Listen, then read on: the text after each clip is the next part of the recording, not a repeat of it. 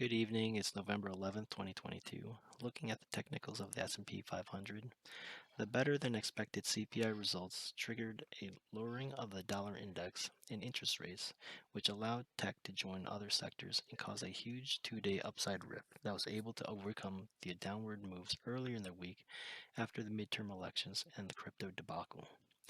The price action broke above the previous short-term peak of 3,900 and closed above the upper resistance trend line of the short-term price channel.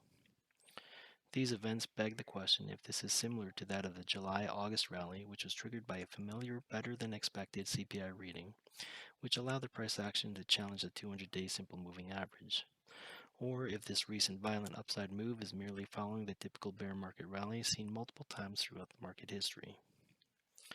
Multiple market analysts are now calling for another test of the 200-day moving average around 4,100, and if successful, it will trigger further upside due to increased buying from traders scrambling to cover short positions.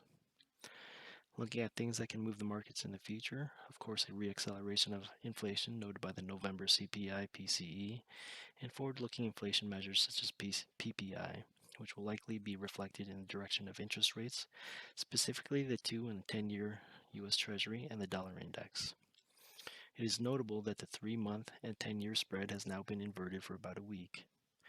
This indicator has 100% predictive value in forecasting a recession in the next 5 to 6 months.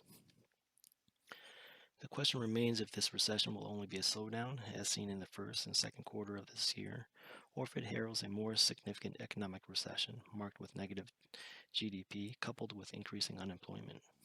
Another thing that may impact markets is an escalation or amelioration of the Ukraine war, and a shift in market sentiment from inflation to fourth quarter earnings estimates and future growth potential of the overall U.S. and global economy as dictated by the November CPI reading. That's it for today. Have a good weekend.